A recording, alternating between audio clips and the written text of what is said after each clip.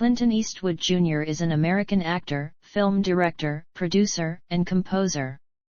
After achieving success in the Western TV series Rawhide, he rose to international fame with his role as the Man with No Name in Sergio Leone's Dollars trilogy of spaghetti westerns during the mid-1960s and as anti-hero cop Harry Callahan in the 5 Dirty Harry films throughout the 1970s and 1980s. These roles, among others, have made Eastwood an enduring cultural icon of masculinity. Elected in 1986, Eastwood served for 2 years as the mayor of Carmel by the Sea, California. An Academy Award nominee for Best Actor, Eastwood won Best Director and Best Picture for his Western film Unforgiven and his sports drama $1 Million Baby. His greatest commercial successes are the adventure comedy Every Which Way But Loose and its action comedy sequel Any Which Way You Can. Other popular Eastwood films include the westerns Hang 'Em High and Pale Rider, the action war film Where Eagles Dare, the prison film Escape from Alcatraz, the war film Heartbreak Ridge, the action film In the Line of Fire, and the romantic drama The Bridges of Madison County. More recent works are Gran Torino, The Mule, and Cry Macho. Since 1967, Eastwood's company Malpaso Productions has produced all but 4 of his American films. In addition to directing many of his own star vehicles, Eastwood has also directed films in which he did not appear, such as the mystery drama Mystic River and the war film Letters from Iwo Jima, for which he received Academy Award nominations, the drama Changeling, and the biographical sports drama Invictus. The war drama biopic American Sniper set box office records for the largest January release ever and was also the largest opening ever for an Eastwood film. Eastwood's accolades include 4 Academy Awards, 4 Golden Globe Awards, 3 César Awards, and an AFI Life Achievement Award.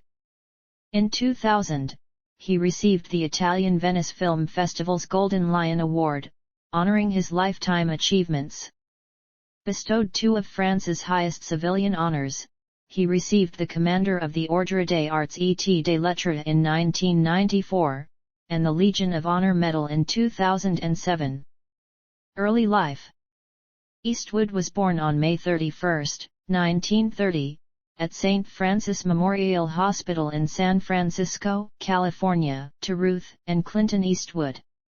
During her son's fame, Ruth was known by the surname of her second husband, John Belden Wood, whom she married after the death of Clinton Sr. Eastwood was nicknamed Samson by the hospital nurses because he weighed 11 pounds 6 ounces at birth. He has a younger sister, Jean Bernhard. He is of English, Irish, Scottish, and Dutch ancestry. He is descended from Mayflower passenger William Bradford, and through this line is the 12th generation born in North America. His family relocated 3 times during the 1930s as his father changed occupations, residing in Sacramento in 1935, according to census records. Contrary to what Eastwood has indicated in media interviews, they did not move between 1940 and 1949. Settling in Piedmont, California, the Eastwoods lived in an affluent area of the town, had a swimming pool, belonged to a country club, and each parent drove their own car. Eastwood's father was a manufacturing executive at Georgia Pacific for most of his working life. As Clint and Jean grew older, Ruth took a clerical job at IBM. Eastwood attended Piedmont Middle School, where he was held back due to poor academic scores, and records indicated he also had to attend summer school. From January 1945 until at least January 1946, he attended Piedmont High School, but was asked to leave for writing an obscene suggestion to a school official on the athletic field scoreboard and for burning an effigy on the school lawn, on top of other school infractions. He transferred to Oakland Technical High School and was scheduled to graduate mid-year in January 1949, although it is not clear if he did. Clint graduated from the airplane shop. "I think that was his major," joked classmate Don Kincaid. Another high school friend, Don Loomis, echoed, "I don't think he was spending that much time at school because he was having a pretty good time elsewhere." Fritz Manes, a boyhood friend 2 years younger than Eastwood, said, "I think what happened is he just went off and started having a good time. I just don't think he finished high school." Biographer Patrick McGilligan notes that high school graduation records are a matter of strict legal confidentiality. According to the author, Eastwood's school principal had to call his management first before deciding whether to be interviewed, and whoever answered the phone at Malpaso advised him against talking to me, and he didn't. Eastwood held a number of jobs, including lifeguard, paper carrier, grocery clerk, forest firefighter, and golf caddy. Eastwood said that he tried to enroll at Seattle University in 1951, but instead was drafted into the United States Army during the Korean War. He always dropped the Korean War reference, hoping everyone would conclude that he was in combat and might be some sort of hero. Actually, he'd been a lifeguard at Fort Ord in Northern California for his entire stint in the military, said Eastwood's former longtime companion Sandra Locke. Don Loomis recalled hearing that Eastwood was romancing one of the daughters of a Fort Ord officer, who might have been entreated to watch out for him when names came up for postings. While returning from a prearranged tryst in Seattle, Washington, he was a passenger on a Douglas AD bomber that ran out of fuel and crashed into the ocean near Point Reyes. Using a life raft, he and the pilot swam 2 miles to safety. Career 1950s. According to a CBS press release for Rawhide, the Universal International Film Company was shooting in Fort Ord when an enterprising assistant spotted Eastwood and invited him to meet the director, although this is disputed by Eastwood's unauthorized biographer, Patrick McGilligan. According to Eastwood's official biography, the key figure was a man named Chuck Hill, who was stationed in Fort Ord and had contacts in Hollywood. While in Los Angeles, Hill became reacquainted with Eastwood and managed to sneak him into a Universal studio, where he introduced him to cameraman Irving Glassberg. Glassberg arranged for an audition under Arthur Lubin, who, although very impressed with Eastwood's appearance and stature, then 6 feet 4 inches, disapproved of his acting, remarking, he was quite amateurish.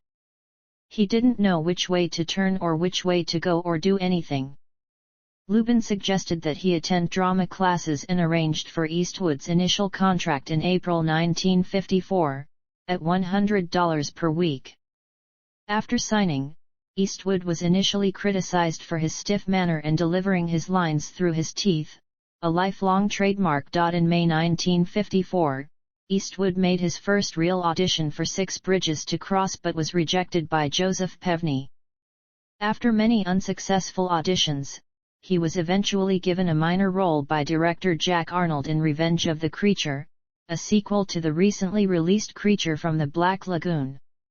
In September 1954, Eastwood worked for 3 weeks on Arthur Lubin's Lady Godiva of Coventry, won a role in February 1955, playing Jonassy, a sailor in Francis in the Navy, and appeared uncredited in another Jack Arnold film, Tarantula, where he played a squadron pilot.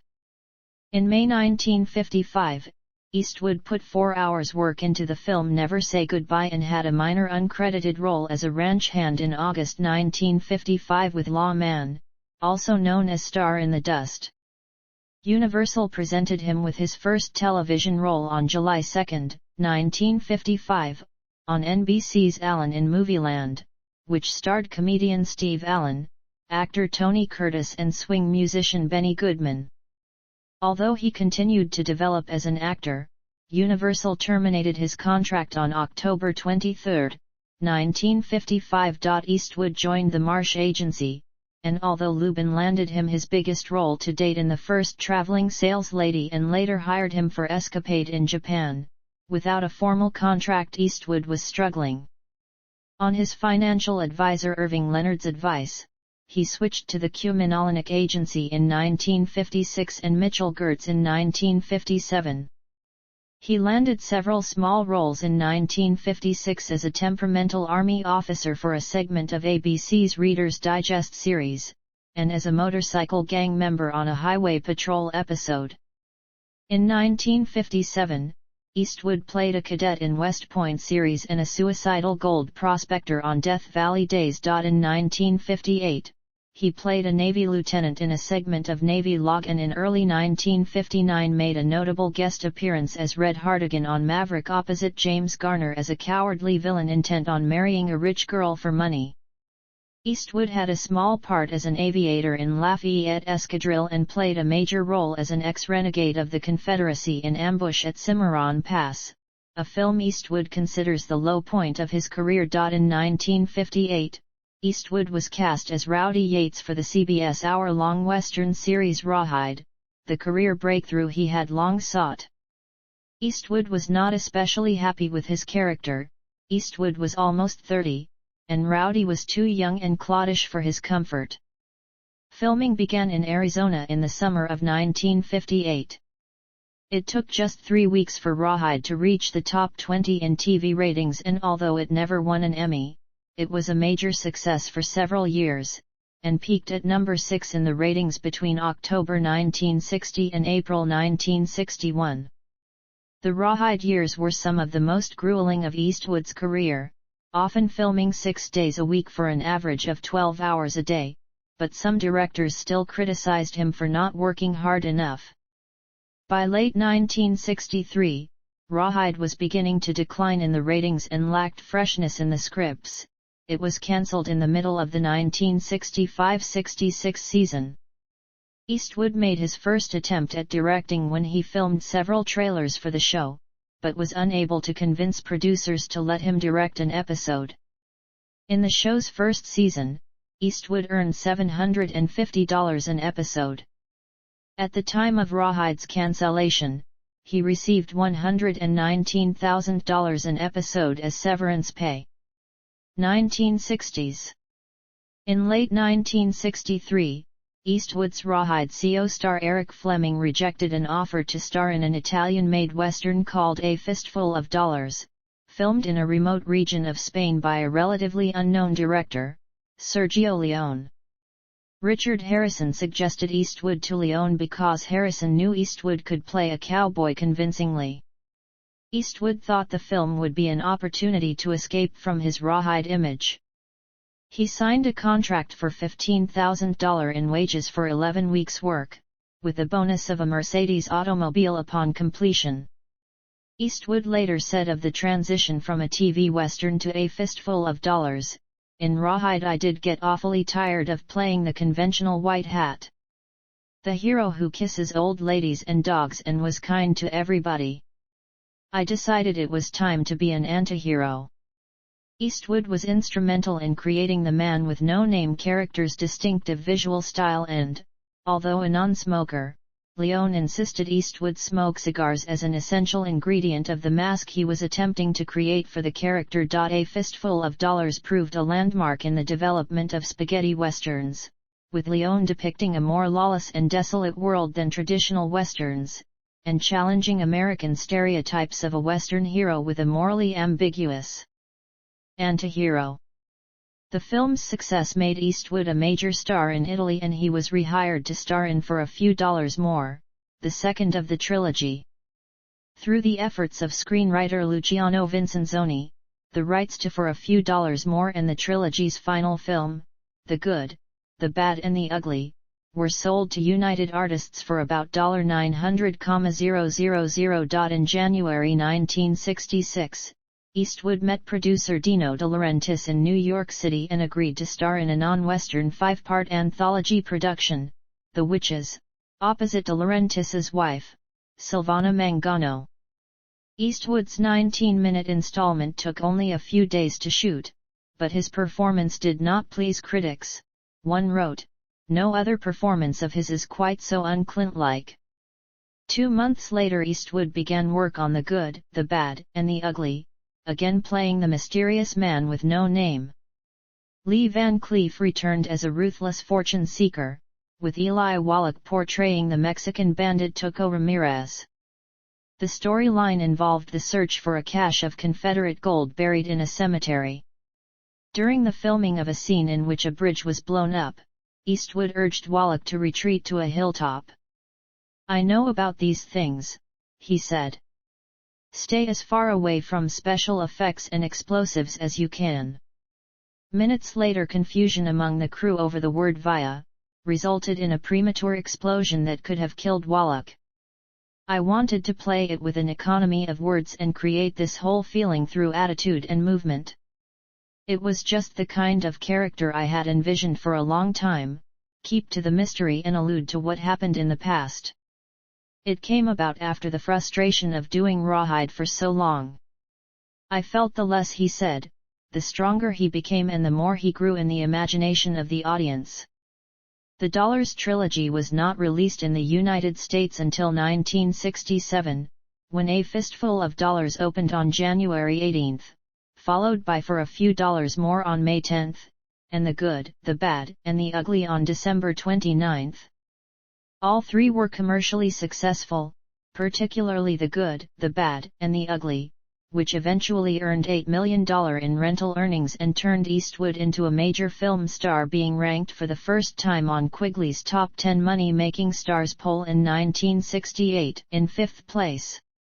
All three received poor reviews, and marked the beginning of a battle for Eastwood to win American film critics' respect. Judith Crist described A Fistful of Dollars as cheapjack, while Newsweek called For a Few Dollars More excruciatingly dopey. Renata Adler of the New York Times said The Good, the Bad, and the Ugly was the most expensive, pious and repellent movie in the history of its peculiar genre. Time magazine drew attention to the film's wooden acting, especially Eastwood's, though a few critics such as Vincent Canby and Bosley Crowther of the New York Times praised his coolness. Leone's cinematography was widely acclaimed, even by critics who disparaged the acting. Stardom brought Eastwood more roles. He signed to star in the American revisionist western Hang 'Em High alongside Inger Stevens, Pat Hingle, Dennis Hopper, Ed Begley, Alan Hale Jr., Ben Johnson, Bruce Dern, and James MacArthur, playing a man who takes up a marshal's badge and seeks revenge as a lawman after being lynched by vigilantes and left for dead. The film earned Eastwood $400,000 and 25% of its net box office. Using money earned from the Dollars trilogy, Eastwood's advisor Irving Leonard helped establish Eastwood's own production company, Malpaso Productions, named after Malpaso Creek on Eastwood's property in Monterey County, California. The 38-year-old actor was still relatively unknown as late as a month prior to the film's release, as evidenced by a July 1968 news item by syndicated columnist Dorothy Manners. "The proverbial man in the street is still asking, 'Who's Clint Eastwood?'" Leonard arranged for Hang 'Em High to be a joint production with United Artists. When it opened in August 1968, it had the largest opening weekend in United Artists history. Hang 'Em High was widely praised by critics, including Archer Winston of the New York Post, who called it a western of quality, courage, danger, and excitement. Before Hang 'Em High's release, Eastwood had already begun working on Coogan's Bluff, about an Arizona deputy sheriff tracking a wanted psychopathic criminal through New York City. He was reunited with Universal Studios for it after receiving an offer of $1 million, more than double his previous salary. Jennings Lang arranged for Eastwood to meet Don Siegel, a Universal contract director who later became Eastwood's close friend, forming a partnership that would last more than 10 years and produce 5 films. Shooting began in November 1967, before the script had been finalized. The film was controversial for its portrayal of violence. Coogan's Bluff also became the first collaboration with Argentine composer Lalo Schifrin, who scored several Eastwood films in the 1970s and 1980s, including the Dirty Harry films. Eastwood was paid $750,000 for the war epic Where Eagles Dare, about a World War II squad parachuting into a Gestapo stronghold in the Alpine Mountains. Richard Burton played the squad's commander, with Eastwood as his right-hand man. Eastwood was also cast as Two-Face in the Batman television show, but the series was cancelled before filming began. Eastwood then branched out to star in the only musical of his career, Paint Your Wagon. Eastwood and Lee Marvin play gold miners who buy a Mormon settler's less favored wife at an auction. Bad weather and delays plagued the production, and the film's budget eventually exceeded $20 million, which was high for the time. The film was not a critical or commercial success, but was nominated for a Golden Globe Award for Best Motion Picture Musical or Comedy. 1970s. Eastwood starred with Shirley MacLaine in the western Two Mules for Sister Sarah, directed by Don Siegel. The film follows an American mercenary, who becomes mixed up with a prostitute disguised as a nun, and ends up helping a group of Juarist rebels during the reign of Emperor Maximilian I of Mexico. Eastwood again played a mysterious stranger unshaven, wearing a serape-like vest, and smoking a cigar. Although it received moderate reviews, the film is listed in the New York Times Guide to the Best 1,000 Movies Ever Made. Around the same time, Eastwood starred as one of a group of Americans who steals a fortune in gold from the Nazis, in the World War II film Kelly's Heroes, with Donald Sutherland and Telly Savalas. Kelly's Heroes was the last film Eastwood appeared in that was not produced by his own Malpaso Productions. Filming commenced in July 1969 on location in Yugoslavia and in London. The film received mostly a positive reception and its anti-war sentiments were recognized. In the winter of 1969-70, Eastwood and Siegel began planning his next film, The Beguiled, a tale of a wounded Union soldier, held captive by the sexually repressed matron of a Southern girls' school. Upon release, the film received major recognition in France and is considered one of Eastwood's finest works by French critics. However, it grossed less than $1 million and, according to Eastwood and Lang, flopped due to poor publicity and the emasculated role of Eastwood. Eastwood's career reached a turning point in 1971. Before Irving Leonard died, he and Eastwood had discussed the idea of Malpaso producing Play Misty for Me, a film that was to give Eastwood the artistic control he desired, and his debut as a director. The script was about a jazz disc jockey named Dave, who has a casual affair with Evelyn, a listener who had been calling the radio station repeatedly at night, asking him to play her favorite song Errol Garner's Misty. When Dave ends their relationship, the unhinged Evelyn becomes a murderous stalker. Filming commenced in Monterey in September 1970 and included footage of that year's Monterey Jazz Festival. The film was highly acclaimed with critics, such as Jay Cox in Time magazine, Andrew Saris in The Village Voice, and Archer Winston in the New York Post, all praising the film, as well as Eastwood's directorial skills and performance. Walter was nominated for a Golden Globe Best Actress Award, for her performance in the film. I know what you're thinking, did he fire 6 shots or only 5? Well, to tell you the truth, in all this excitement, I've kinda lost track myself. But, being as this is a .44 Magnum, the most powerful handgun in the world and would blow your head clean off, you've got to ask yourself one question: do I feel lucky? Well, do you, punk? Dirty Harry, written by Harry and Rita Fink, centers on a hard-edged New York City police inspector named Harry Callahan who is determined to stop a psychotic killer by any means. Dirty Harry has been described as being arguably Eastwood's most memorable character, and the film has been credited with inventing the loose cannon cop genre. Author Eric Lichtenfeld argues that Eastwood's role as Dirty Harry established the first true archetype of the action film genre. His lines are regarded by firearms historians, such as Gary James and Richard Vignola, as the force that catapulted the ownership of .44 Magnum revolvers to new heights in the United States, specifically the Smith & Wesson Model 29 carried by Harry Callahan. Dirty Harry, released in December 1971, earned $22 million in the United States and Canada. It was Siegel's highest-grossing film and the start of a series of films featuring the character Harry Callahan. Although a number of critics praised Eastwood's performance as Dirty Harry, such as Jay Cox, who described him as giving his best performance so far, tense, tough, full of implicit identification with his character, the film was also widely criticized as being fascistic. After having been second for the past 2 years, Eastwood was voted first in Quigley's Top 10 Money-Making Stars poll in 1972 and again in 1973. Following Sean Connery's announcement that he would not play James Bond again, Eastwood was offered the role but turned it down because he believed the character should be played by an English actor. He next starred in the loner western Joe Kidd, based on a character inspired by Reyes Lopez Tijerina, who stormed a courthouse in Tierra Amarilla, New Mexico, in June 1967. During filming, Eastwood suffered symptoms of a bronchial infection and several panic attacks.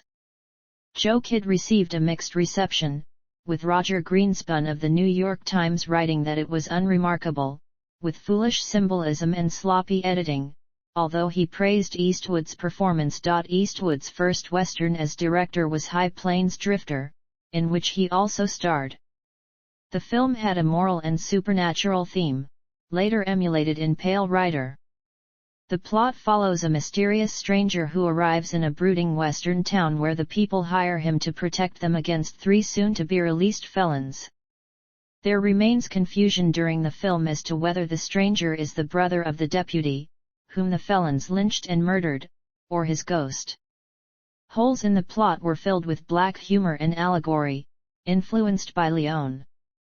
The revisionist film received a mixed reception, but was a major box office success.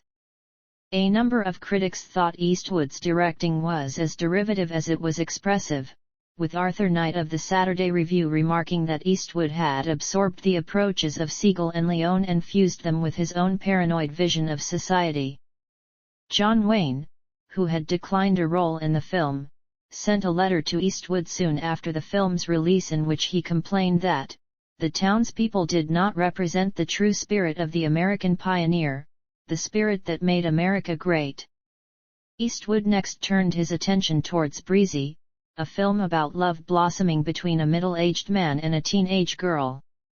During casting for the film, Eastwood met Sondra Locke for the first time, an actress who would play major roles in 6 of his films over the next 10 years and would become an important figure in his life. Kay Lentz got the part of Breezy because Locke, at age 29, was nearly twice the character's age. The film, shot very quickly and efficiently by Eastwood and Frank Stanley, came in $1 million under budget and was finished 3 days ahead of schedule. Breezy was not a major critical or commercial success. Once filming of Breezy had finished, Warner's announced that Eastwood had agreed to reprise his role as Callahan in Magnum Force, a sequel to Dirty Harry, about a group of rogue young officers in the San Francisco Police Department who systematically exterminate the city's worst criminals. Although the film was a major success after release, grossing $58.1 million in the United States, it was not a critical success. The New York Times critic Nora Sayer panned the often contradictory moral themes of the film, while the paper's Frank Rich called it the same old stuff. Eastwood teamed up with Jeff Bridges and George Kennedy in the buddy action caper Thunderbolt and Lightfoot, a road movie about a veteran bank robber Thunderbolt and a young con man drifter, Lightfoot. On its release, in spring 1974, the film was praised for its offbeat comedy mixed with high suspense and tragedy but was only a modest success at the box office, earning $32.4 million. Eastwood's acting was noted by critics, but was overshadowed by Bridges, who was nominated for an Academy Award for Best Supporting Actor. Eastwood reportedly fumed at the lack of Academy Award recognition for him and swore that he would never work for United Artists again. Eastwood's next film, The Eiger Sanction, was based on Trevanian's critically acclaimed spy novel of the same name. Eastwood plays Jonathan Hemlock in a role originally intended for Paul Newman, an assassin-turned-college art professor who decides to return to his former profession for one last sanction in return for a rare Pissarro painting. In the process he must climb the north face of the Eiger in Switzerland under perilous conditions. Mike Hoover taught Eastwood how to climb during several weeks of preparation at Yosemite in the summer of 1974 before filming commenced in Grindelwald, Switzerland on August 12, 1974. Despite prior warnings about the perils of the Eiger, Eastwood insisted on doing all his own climbing and stunts. The film crew suffered a number of accidents, including one fatality. Upon release in May 1975, the Eiger sanction was marginally successful commercially, receiving $14.2 million at the box office, and gained mixed reviews. Joy Gould-Boyum of the Wall Street Journal dismissed the film as brutal fantasy. Eastwood blamed Universal Studios for the film's poor promotion and turned his back on them to make an agreement with Warner Brothers, through Frank Wells, that has lasted to the present day. The Outlaw Josie Wales, a western inspired by Asa Carter's 1972 novel of the same name, has lead character Josie Wales as a pro-Confederate guerrilla who refuses to surrender his arms after the American Civil War and is chased across the Old Southwest by a group of enforcers. The supporting cast included Locke as his love interest and Chief Dan George as an elderly Cherokee who strikes up a friendship with Wales. Director Philip Kaufman was fired by producer Bob Daly under Eastwood's command, resulting in a fine reported to be around $60,000 from the Directors Guild of America, who subsequently passed new legislation reserving the right to impose a major fine on a producer for discharging and replacing a director. The film was pre-screened at the Sun Valley Center for the Arts and Humanities in Idaho during a 6-day conference entitled Western Movies, Myths and Images. Invited to the screening were a number of esteemed film critics, including Jay Cox and Arthur Knight, directors such as King Vidor, William Wyler, and Howard Hawks, and a number of academics. Upon release in the summer of 1976, The Outlaw Josie Wales was widely acclaimed, with many critics and viewers seeing Eastwood's role as an iconic one that related to America's ancestral past and the destiny of the nation after the American Civil War. Roger Ebert compared the nature and vulnerability of Eastwood's portrayal of Josie Wales with his man-with-no-name character in the Dollars westerns and praised the film's atmosphere. The film would later appear in Time's Top 10 Films of the Year. Eastwood was then offered the role of Benjamin L. Willard in Francis Coppola's Apocalypse Now, but declined as he did not want to spend weeks on location in the Philippines. He also refused the part of a platoon leader in Ted Post's Vietnam War film, Go Tell the Spartans, and instead decided to make a third Dirty Harry film, The Enforcer. The film had Callahan partnered with a new female officer to face a San Francisco Bay Area group resembling the Symbionese Liberation Army. The film, culminating in a shootout on Alcatraz Island, was considerably shorter than the previous Dirty Harry films at 95 minutes, but was a major commercial success, grossing $100 million worldwide to become Eastwood's highest-grossing film to date. Eastwood directed and starred in The Gauntlet opposite Locke, Pat Hingle, William Prince, Bill McKinney, and Mara Corday. In this film, he portrays a down-and-out cop assigned to escort a prostitute from Las Vegas to Phoenix to testify against the mob. Although a moderate hit with the viewing public, critics had mixed feelings about the film, with many believing it was overly violent. Ebert, in contrast, gave the film 3 stars and called it classic Clint Eastwood, fast, furious, and funny. In every which way but loose he has an uncharacteristic offbeat comedy role. His character, Philo Beddoe, is a trucker and brawler who roams the American West searching for a lost love, accompanied by his best friend, Orville Boggs, and an orangutan called Clyde.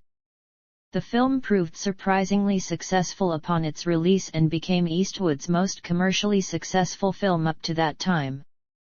Panned by critics, it ranked high among the box office successes of his career and was the second highest grossing film of 1978. Eastwood starred in Escape from Alcatraz, the last of his films directed by Siegel. It was based on the true story of Frank Lee Morris who, along with John and Clarence Anglin, escaped from the notorious Alcatraz Federal Penitentiary in 1962. The film was a major success. Stanley Kaufman of The New Republic praised it as crystalline cinema and Frank Rich of Time described it as cool, cinematic grace. 1980s. Eastwood directed and played the title role in Bronco Billy, alongside Locke, Scatman Crothers, and Sam Bottoms. Eastwood has cited Bronco Billy as being one of the most relaxed shoots of his career, and biographer Richard Schickel argued that Bronco Billy is Eastwood's most self-referential character. The film was a commercial disappointment, but was liked by critics. Janet Maslin of The New York Times wrote that film was the best and funniest Clint Eastwood movie in quite a while, and praised Eastwood's directing, intricately juxtaposing the Old West and the New West. Released later in 1980, Any Which Way You Can was the sequel to Every Which Way But Loose and also starring Eastwood. The film received a number of bad reviews from critics, although Maslin described it as funnier and even better than its predecessor. In theaters over the Christmas season, Any Which Way You Can was a major box office success and ranked among the top 5 highest-grossing films of the year. Eastwood directed and starred in Honky Tonk Man, based on the eponymous Clancy Carlyle's Depression-era novel. Eastwood portrays a struggling Western singer Red Stovall who suffers from tuberculosis, but has finally been given an opportunity to make it big at the Grand Ole Opry. He is accompanied by his young nephew to Nashville, Tennessee, where he is supposed to record a song. Only Time gave the film a good review in the United States, with most reviewers criticizing its blend of muted humor and tragedy. Nevertheless, the film received a more positive reception in France, where it was compared to John Ford's The Grapes of Wrath, and it has since acquired the very high rating of 93% on Rotten Tomatoes. Around the same time, Eastwood directed, produced, and starred in the Cold War-themed Firefox. Based on a 1977 novel with the same name written by Craig Thomas, the film was shot before but released after Honky Tonk Man. Russian filming locations were not possible due to the Cold War, and the film had to be shot in Vienna and other locations in Austria to simulate many of the Eurasian story locations. With a production cost of $20 million, it was Eastwood's highest-budget film to that time. People magazine likened Eastwood's performance to Luke Skywalker trapped in Dirty Harry's soul. Eastwood directed and starred in the fourth Dirty Harry film, Sudden Impact, which was shot in the spring and summer of 1983 and released that December. It is considered the darkest and most violent of the series. By this time, Eastwood received 60% of all profits from films he starred in and directed, with the rest going to the studio. Sudden Impact was his final on-screen collaboration with Locke. She plays an artist who, along with her sister, was gang-raped a decade before the story takes place and seeks revenge for her sister's now vegetative state by systematically murdering the rapists. The line "Go ahead, make my day" has been cited as one of cinema's immortal lines. It was quoted by President Ronald Reagan in a speech to Congress, and used during the 1984 presidential elections. The film was the second most commercially successful of the Dirty Harry films, after The Enforcer, earning $70 million. It received very positive reviews, with many critics praising the feminist aspects of the film through its explorations of the physical and psychological consequences of rape. Tightrope had Eastwood starring opposite Genevieve Bujold in a provocative thriller, inspired by newspaper articles about an elusive Bay Area rapist.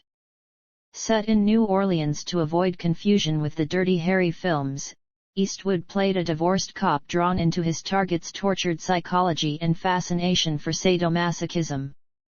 Tightrope was a critical and commercial hit and became the fourth highest-grossing R-rated film of 1984. Eastwood next starred in the crime comedy City Heat alongside Burt Reynolds, a film about an ex-cop turned private eye and his former police lieutenant partner who get mixed up with gangsters in the Prohibition era of the 1930s. The film grossed around $50 million domestically, but was overshadowed by Eddie Murphy's Beverly Hills Cop. Westerns. A period gone by, the pioneer, the loner operating by himself, without benefit of society. It usually has something to do with some sort of vengeance. He takes care of the vengeance himself, doesn't call the police. Like Robin Hood. It's the last masculine frontier. Romantic myth, I guess, though it's hard to think about anything romantic today. In a Western you can think, Jesus, there was a time when man was alone, on horseback, out there where man hasn't spoiled the land yet. Eastwood made his only foray into TV direction with the Amazing Stories episode Vanessa in the Garden, which starred Harvey Keitel and Locke as a married couple. This was his first collaboration with Steven Spielberg, who later co-produced Flags of Our Fathers and Letters from Iwo Jima. He would revisit the Western genre when he directed and starred in Pale Rider, a film based on the classic Western chain and follows a preacher descending from the mists of the Sierras to side with the miners during the California gold rush of 1850. The title is a reference to the Four Horsemen of the Apocalypse, as the rider of the Pale Horse's death, and shows similarities to Eastwood's Western High Plains Drifter in its themes of morality and justice as well as its exploration of the supernatural. It was hailed as one of the best films of 1985 and the best Western to appear for a considerable period, with Gene Siskel of the Chicago Tribune remarking, "This year will go down in film history as the moment Clint Eastwood finally earned respect as an artist." Eastwood co-starred with Marsha Mason in the military drama Heartbreak Ridge, about the 1983 United States invasion of Grenada. He portrays a United States Marine Corps gunnery sergeant veteran of the Korean War and Vietnam War who realizes he is nearing the end of his military service. Production and filming were marred by internal disagreements between Eastwood and longtime friend and producer Fritz Maynes, as well as between Eastwood and the United States Department of Defense who expressed contempt for the film. At the time, the film was a commercial rather than a critical success, and has only come to be viewed more favorably in recent times. The film grossed $70 million domestically. Eastwood starred in The Dead Pool, the fifth and final film in the Dirty Harry series. It co-starred Patricia Clarkson, Liam Neeson, and a young Jim Carrey who plays Johnny Squares, a drug-addled rock star and the first of the victims on a list of celebrities drawn up by horror film director Peter Swan who are deemed most likely to die, the so-called Dead Pool. The list is stolen by an obsessed fan who, in mimicking his favorite director, makes his way through the list killing off celebrities, of which Dirty Harry is also included. The Dead Pool grossed nearly $38 million, relatively low receipts for a Dirty Harry film. It is generally viewed as the weakest film of the series, though Roger Ebert thought it was as good as the original. Eastwood began working on smaller, more personal projects and experienced a lull in his career between 1988 and 1992. Always interested in jazz, he directed Bird, a biopic starring Forrest Whitaker as jazz musician Charlie Bird Parker. Alto saxophonist Jackie McLean and Spike Lee, son of jazz bassist Bill Lee and a longtime critic of Eastwood, criticized the characterization of Charlie Parker, remarking that it did not capture his true essence and sense of humor. Eastwood received 2 Golden Globes for the film, the Cecil B. DeMille Award for his lifelong contribution, and the Best Director Award. However, Bird was a commercial failure, earning just $11 million, which Eastwood attributed to the declining interest in jazz among black people. Carey would appear with Eastwood again in the poorly received comedy Pink Cadillac. The film is about a bounty hunter and a group of white supremacists chasing an innocent woman who tries to outrun everyone in her husband's prized pink Cadillac. The film failed both critically and commercially, earning barely more than Bird and marking a low point in Eastwood's career. 1990s. Eastwood directed and starred in White Hunter Black Heart, an adaptation of Peter Viertel's roman Au Clef, about John Huston and the making of the classic film The African Queen. Shot on location in Zimbabwe in the summer of 1989, the film received some critical attention but with only a limited release earned just $8.4 million. Eastwood directed and co-starred with Charlie Sheen in The Rookie, a buddy cop action film released in December 1990. Critics found the film's plot and characterization unconvincing, but praised its action sequences. An ongoing lawsuit, in response to Eastwood allegedly ramming a woman's car, resulted in no Eastwood films being shown in cinemas in 1991. Eastwood won the suit and agreed to pay the complainant's legal fees if she did not appeal.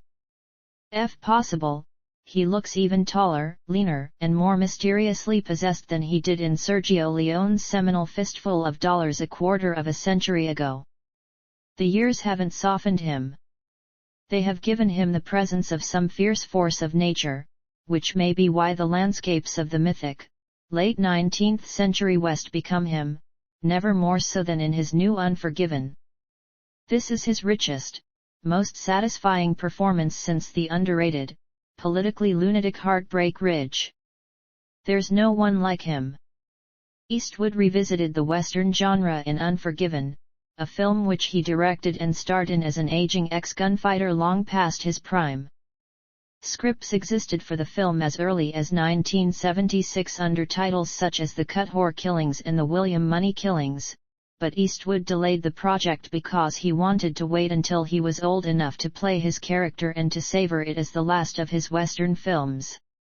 Unforgiven was a major commercial and critical success.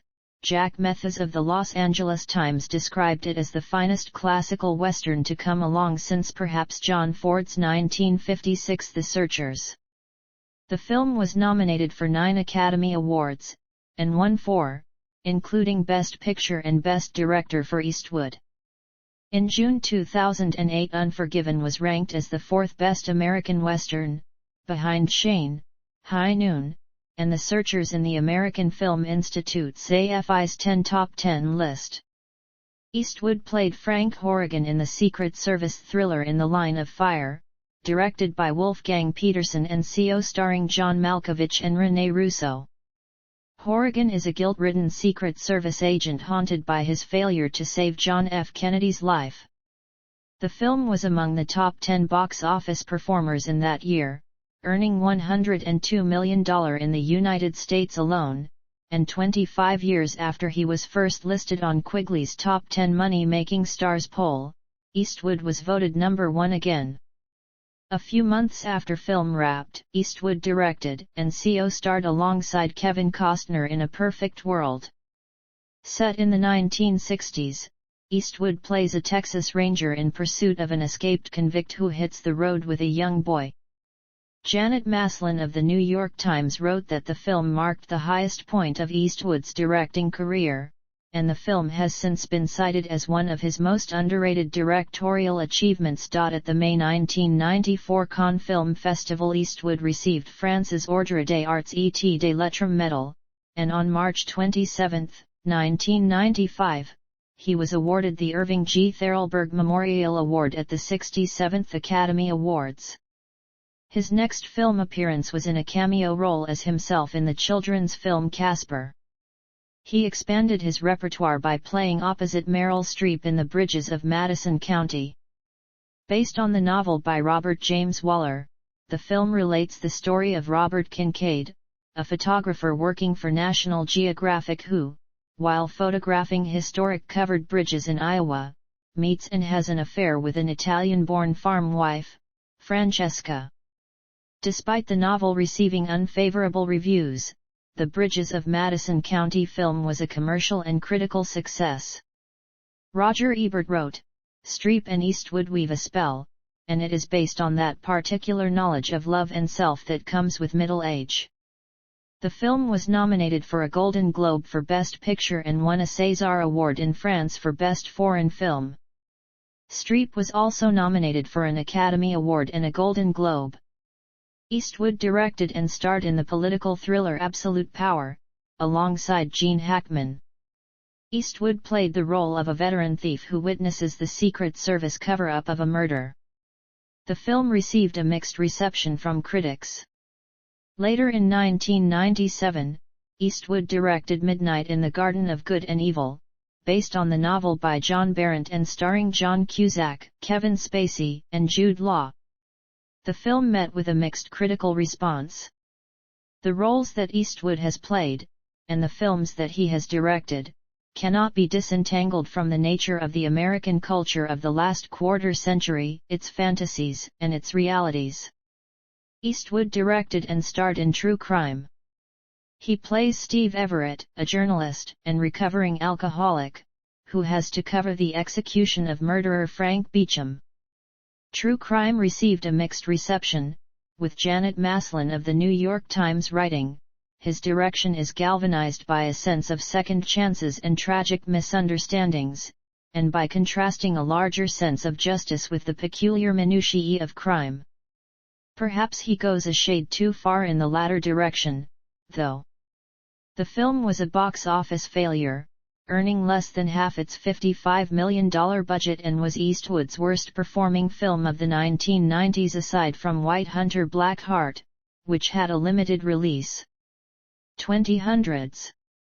Eastwood directed and starred in Space Cowboys alongside Tommy Lee Jones, Donald Sutherland, and James Garner. Eastwood played one of a group of veteran ex-test pilots sent into space to repair an old Soviet satellite. The original music score was composed by Eastwood and Lenny Niehaus. Space Cowboys was critically well received and holds a 79% rating at Rotten Tomatoes, although Roger Ebert wrote that the film was too secure within its traditional story structure to make much seem at risk.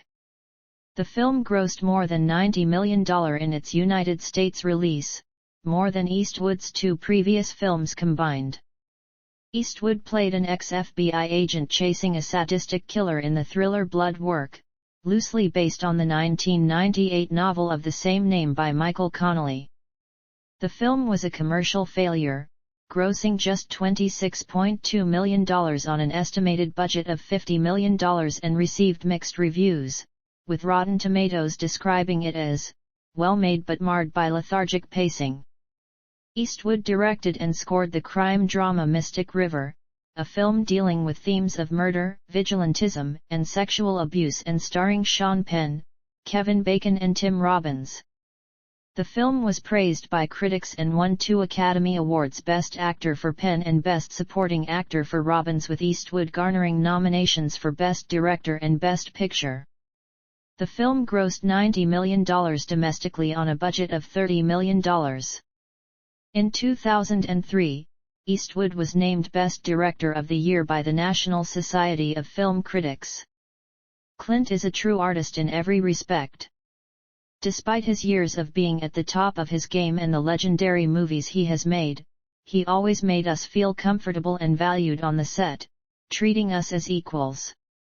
The following year, Eastwood found further critical acclaim with $1 Million Baby.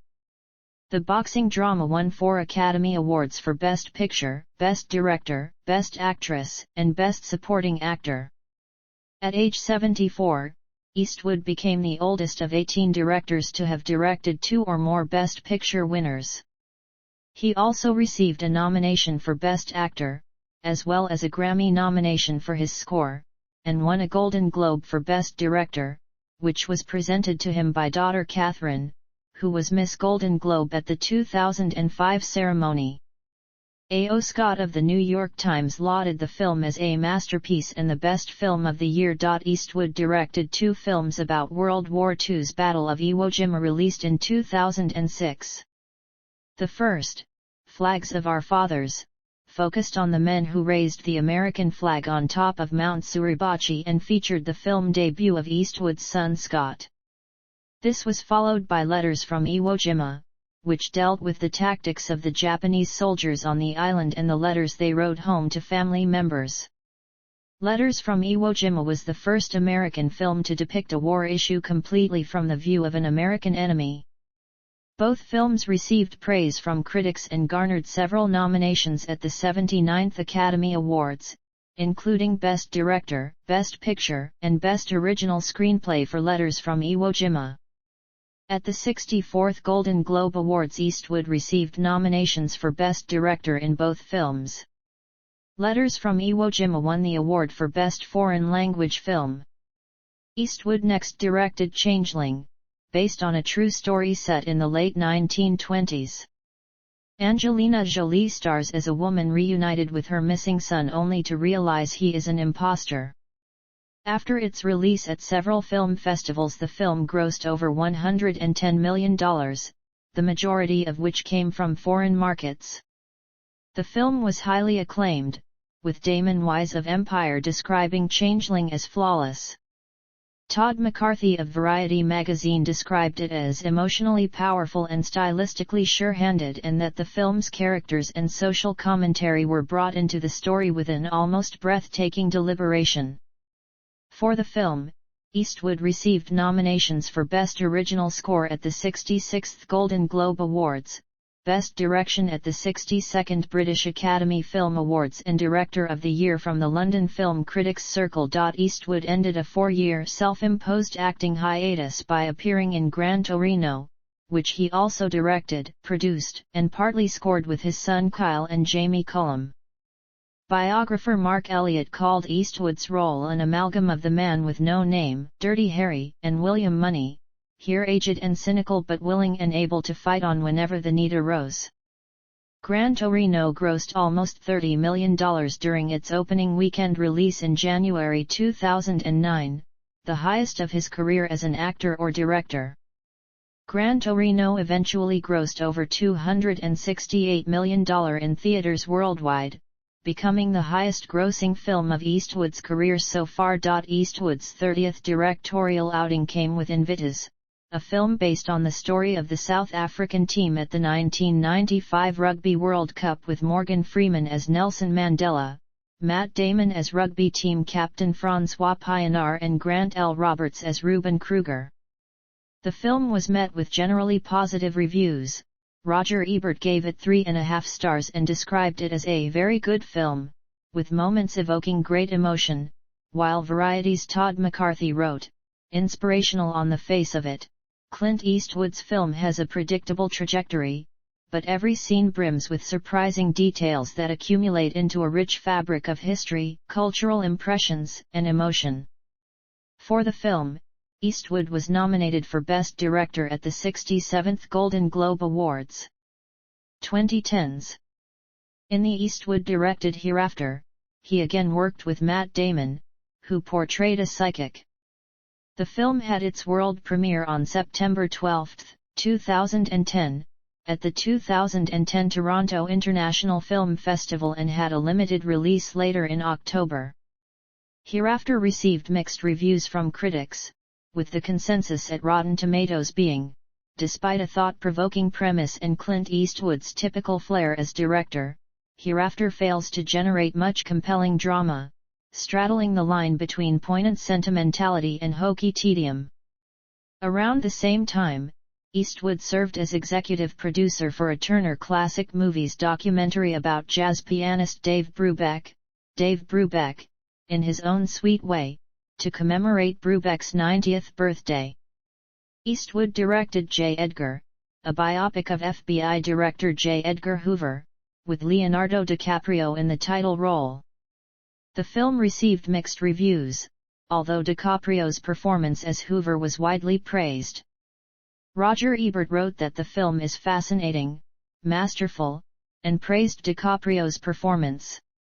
David Edelstein of New York Magazine, while also praising DiCaprio, wrote, "It's too bad J. Edgar is so shapeless and turgid and ham-handed, so rich in bad lines and worse readings."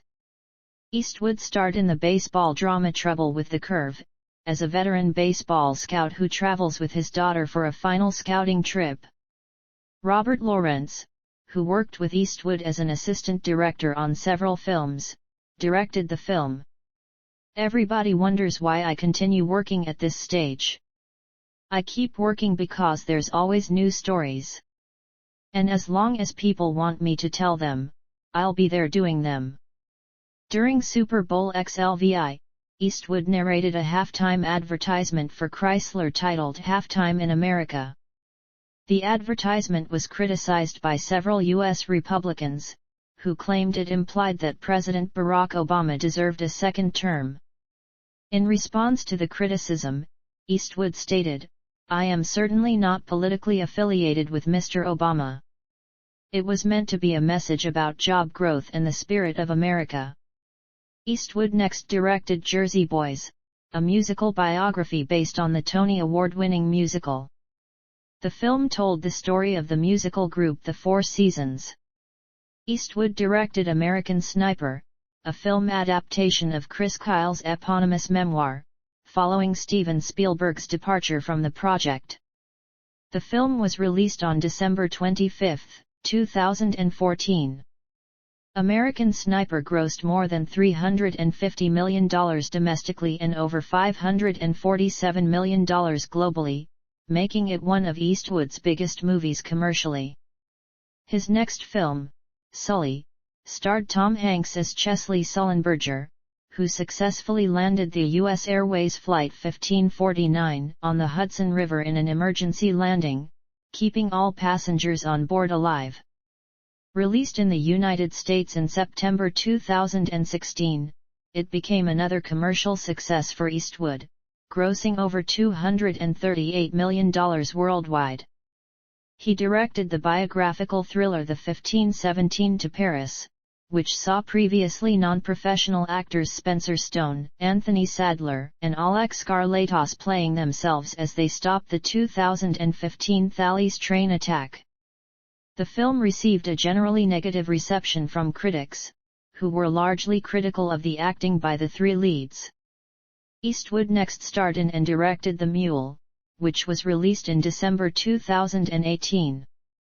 He played Earl Stone, an elderly drug smuggler based on Leo Sharp, Eastwood's first acting role since Trouble with the Curve in 2012. In May 2019, it was announced that Eastwood would direct The Ballad of Richard Jewell, based on the life of heroic security guard Richard Jewell, who was wrongly suspected in the 1996 Olympic bombing.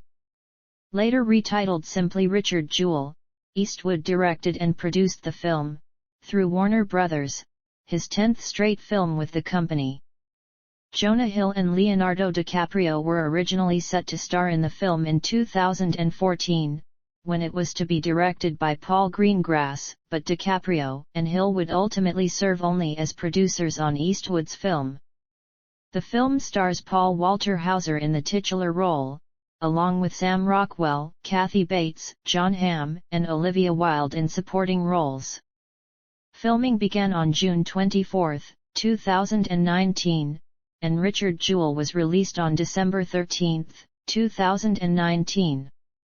2020s. In October 2020, it was announced that Eastwood would direct, produce, and star in Cry Macho, an adaptation of the 1975 novel of the same name, for Warner Brothers Pictures. Production of the film took place in New Mexico between November and December 2020. It was released on September 17, 2021, to mixed reviews and commercial failure. Directing. Beginning with the thriller play Misty for Me, Eastwood has directed over 30 films, including westerns, action films, musicals, and dramas. He is one of few top Hollywood actors to have also become a critically and commercially successful director. The New Yorker's David Denby wrote that, unlike Eastwood, John Ford appeared in just a few silent films, Howard Hawks never acted in movies. Clark Gable, Gary Cooper, Spencer Tracy, James Stewart, Cary Grant, Humphrey Bogart, William Holden, Steve McQueen, and Sean Connery never directed a feature.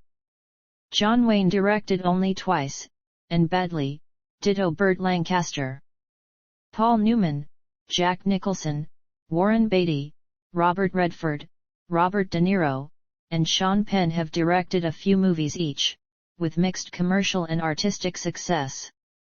From the very early days of his career, Eastwood was frustrated by directors' insistence that scenes be reshot multiple times and perfected, and when he began directing in 1970, he made a conscious attempt to avoid any aspects of directing he had been indifferent to as an actor. As a result, Eastwood is renowned for his efficient film directing and ability to reduce filming time and control budgets. He usually avoids actors rehearsing and prefers to complete most scenes on the first take. Eastwood's rapid filmmaking practices have been compared to those of Woody Allen, Ingmar Bergman, Jean-Luc Godard, and the Coen brothers. When acting in others' films, he sometimes takes over directing, such as for The Outlaw Josie Wales, if he believes production is too slow. In preparation for filming, Eastwood rarely uses storyboards for developing the layout of a shooting schedule. He also attempts to reduce script background details on characters to allow the audience to become more involved in the film, considering their imagination a requirement for a film that connects with viewers.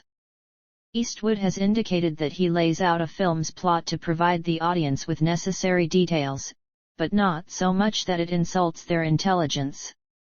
According to Life magazine, Eastwood's style is to shoot first and act afterward. He etches his characters virtually without words.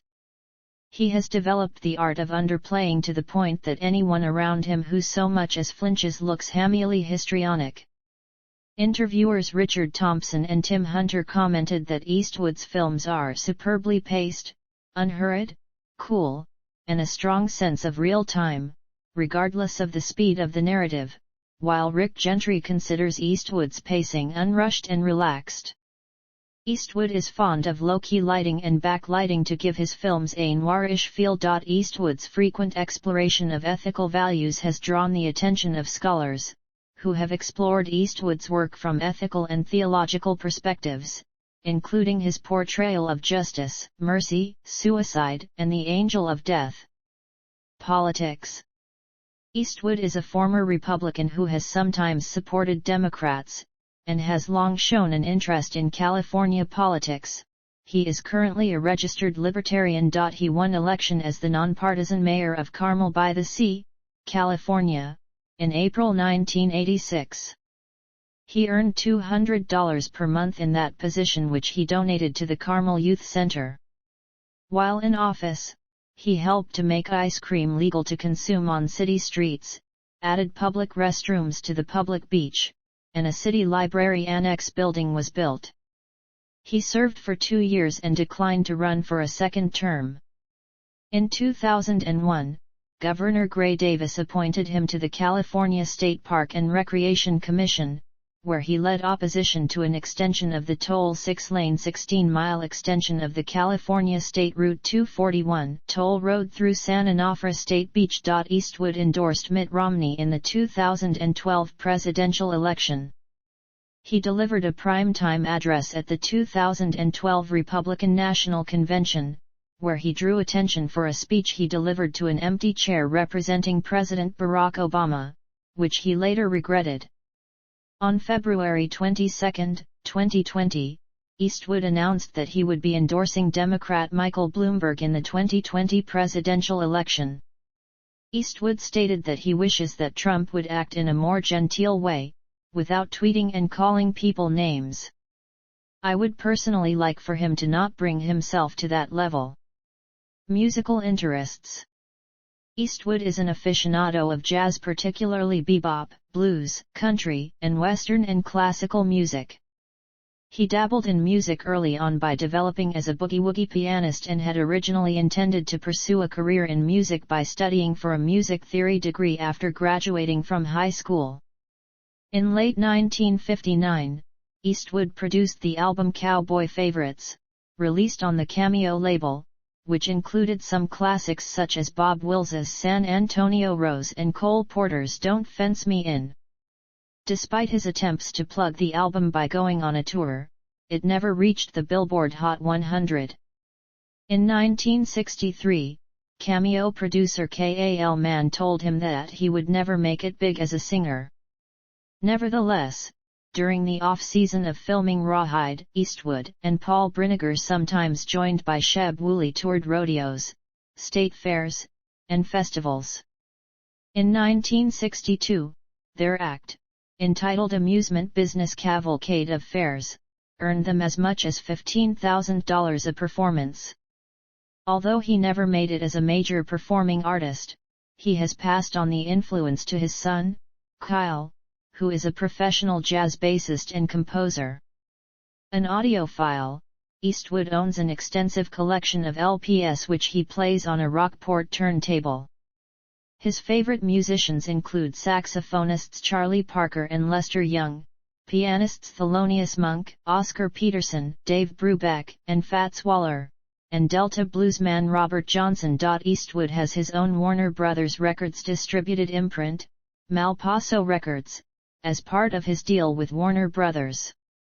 This deal was unchanged when Warner Music Group was sold by Time Warner to private investors.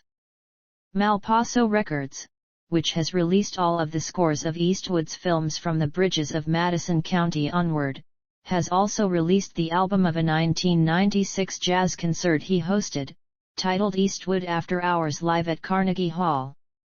He composed the film scores of Mystic River, $1 Million Baby, Flags of Our Fathers, Grace Is Gone, Changeling, Hereafter, J. Edgar, and the original piano compositions for In the Line of Fire.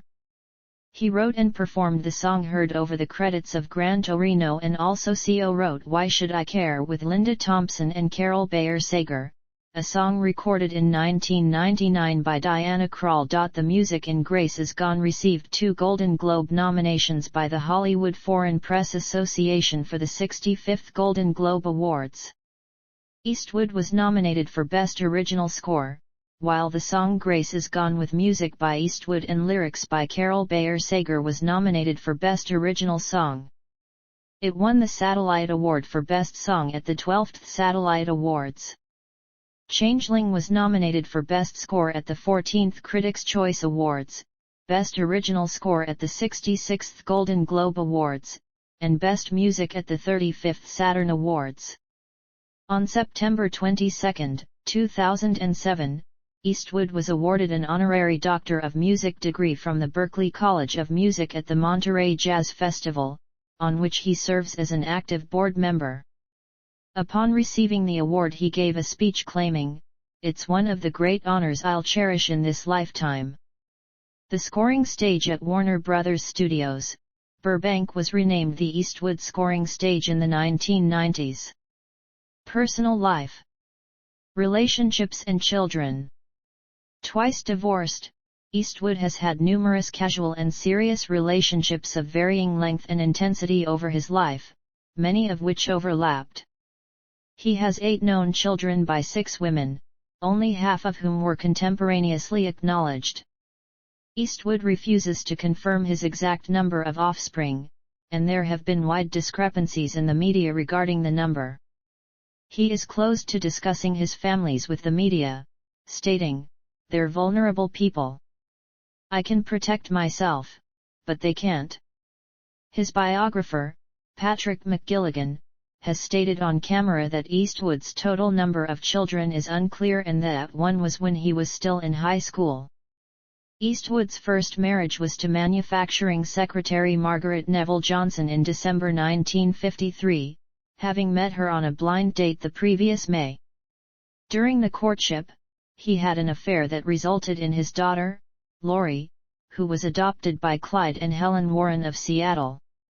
While the identity of Lori's biological mother is not public record, McGilligan said the mother belonged to a theater group Eastwood participated in.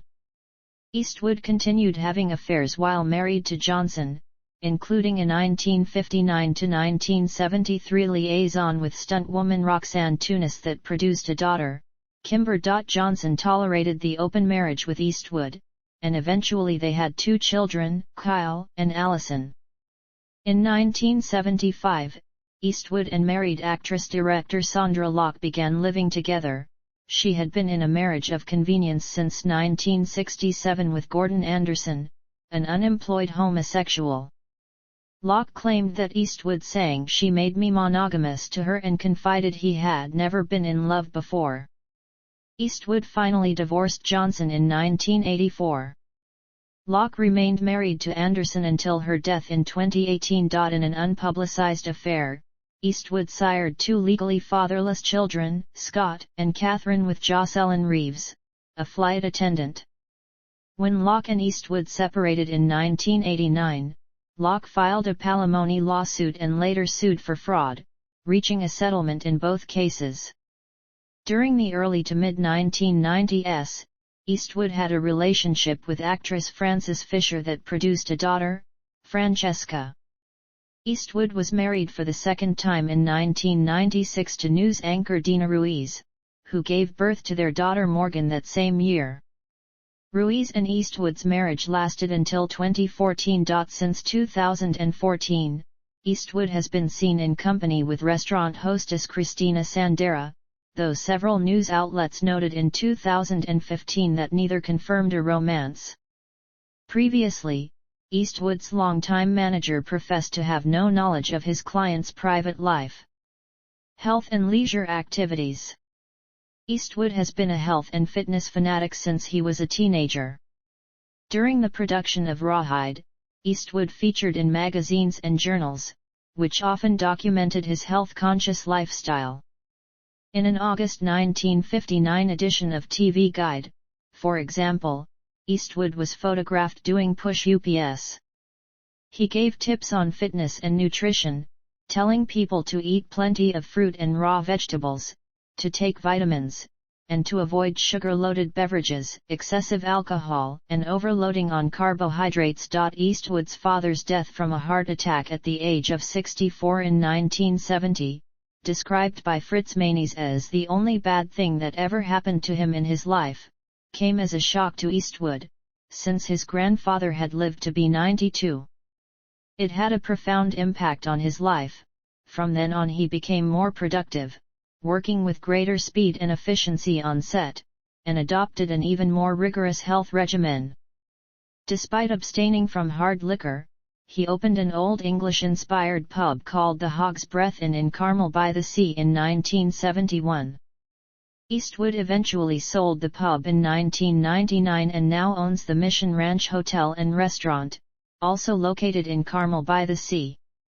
Eastwood is an avid golfer and owns the Tahoma Golf Club. He is an investor in the world-renowned Pebble Beach Golf Links west of Carmel and donates his time to charitable causes at major tournaments. Eastwood is an FAA-licensed fixed-wing and rotary craft private pilot and often flies his helicopter to the studios to avoid traffic. Spiritual beliefs and meditation.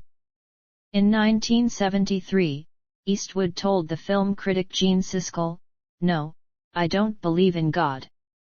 Eastwood has said that he finds spirituality in nature, stating that I was born during the Depression and I was brought up with no specific church. We moved every 4 or 5 months during the first 14 years of my life, so I was sent to a different church depending on wherever we lived. Most of them were Protestant, but I went to other churches because my parents wanted me to try to figure out things for myself. They always said, "I just want to expose you to some religious order and see if that's something you like." So although my religious training was not really specific, I do feel spiritual things.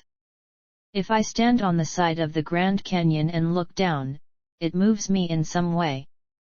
He has also said, "It would be wonderful to talk with my parents again, who are, of course, deceased. It makes the idea of death much less scary. But then again, if you think that nothing happens after you die, maybe it makes you live life better.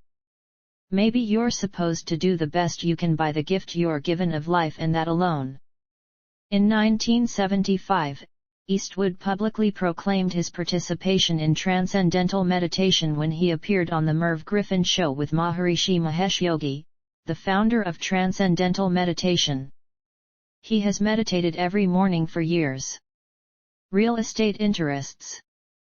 While serving in the U.S. Army at nearby Fort Ord, Eastwood developed an interest in Carmel area real estate. With income from his acting career, on December 24, 1967 he bought 5 parcels totaling 283 acres of land from Charles Sawyer along Highway 1, near Malpaso Creek south of the Carmel Highlands. He named his production company Malpaso Productions. Eastwood later bought another parcel, together totaling 650 acres. In 1995, Monterey County bought the land from him for $3.08 million and placed a permanent conservation easement on the Malpaso property. Using the proceeds from the sale, Eastwood bought the 134 acres Adello Ranch at the mouth of the Carmel River during the same year. He paid to lower the levees along the southern side of the Carmel River to protect the Mission Ranch resort he owned, along with the neighboring Mission Fields residential neighborhood on the north side of the river, both of which were flooded in 1994. In 1997, Eastwood and his former wife Maggie Johnson donated 49 acres of the Adello Ranch property east of Highway 1 to the Big Sur Land Trust along with the associated water rights. On June 28, 2016, Eastwood finally donated the remaining Adello East land. Eastwood purchased 550 acres, known as the Canada Woods Development, immediately east of the Adello Ranch. In 2010 at age 80, Eastwood spent approximately $20 million to build himself a 15,949 square foot compound in Carmel by the Sea. His California real estate portfolio also includes a 6,136 square foot Spanish-style mansion in Bel Air, the 1,067.5-acre Rising River Ranch near Castle, an apartment in Burbank, a 5,575 square foot desert modern home in La Quinta, as well as a large but understated house located next door to his longtime primary Bel Air residence. Eastwood is known to have purchased property in 2 other states. He owns a 5,700 square foot house in Sun Valley, Idaho, and a 1.13-acre, oceanfront manor in Kihei, Hawaii. The latter was featured in an episode of the 2012 reality show Mrs. Eastwood and Company. Eastwood previously occupied homes in Studio City, Sherman Oaks, Tiburon, and Pebble Beach. Filmography. Eastwood has contributed to over 50 films over his career as actor, director, producer, and composer. He has acted in several television series, including his co-starring role in Rawhide. He started directing in 1971, and made his debut as a producer in 1982 with Firefox, though he had been functioning as uncredited producer on all of his Malpaso Company films since Hang 'Em High in 1968. Eastwood also has contributed music to his films, either through performing, writing, or composing. He has mainly starred in Western, action, and drama films. According to the box office revenue tracking website Box Office Mojo, films featuring Eastwood have grossed a total of more than $1.81 billion domestically, with an average of $38.6 million per film. Awards and honors. Eastwood has been recognized with multiple awards and nominations for his work in film, television, and music. His widest reception has been in film work, for which he has received Academy Awards, Directors Guild of America Awards, Golden Globe Awards, and People's Choice Awards, among others. Eastwood is one of only 2 people to have been twice nominated for Best Actor and Best Director for the same film, the other being Warren Beatty. Along with Beatty, Robert Redford, Richard Attenborough, Kevin Costner, and Mel Gibson, he is one of the few directors best known as an actor to win an Academy Award for directing. On February 27, 2005, he became one of only 3 living directors to have directed 2 Best Picture winners. At the age of 74, he was the oldest recipient of the Academy Award for Best Director to date.